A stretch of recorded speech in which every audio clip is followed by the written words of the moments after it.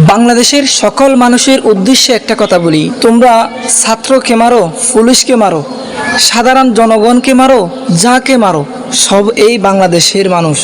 এই বাংলাদেশে বড় বড় মাথাওয়ালা আছে, আপনারা কি সামান্য একটা বিষয় এটা সমাধা করতে পারেন না? আপনি পুলিশকে মারতেছেন, সেটাও বাংলাদেশের সম্পদ। বিজিবি মারতেছেন, সেটাও বাংলাদেশের সম্পদ। শত শত ছাত্র মরতেছে, সেটাও বাংলাদেশের সম্পদ। আপনি কাকে মারতেছেন একটাও তো চিন্তা করে দেখছেন? যারা দেশের বাইরে আছে তারা রিমিটেন্স পাঠাবে না, সেটাও বাংলাদেশের জন্য ক্ষতি, দেশের জন্যই ক্ষতি। আপনারা নিজেদের ক্ষতি নিজেরাই কেন করতেছেন? বাংলাদেশ এত বড় একটা রাষ্ট্র, বাংলাদেশের মধ্যে কি এটা সমাধা করার মতো কোনো লোক নেই? আমি সাধারণ জনগণ হয়ে আমি আমার জায়গা থেকে বলতেছি, আপনারা বসে ছোট্ট বিষয়টা আপনারা সমাধা করে পেলেন, না হয় দেশের শত্রুরাই হাসতেছে, সেজন্য দেশ ধ্বংসের দিকে এগিয়ে যাচ্ছে।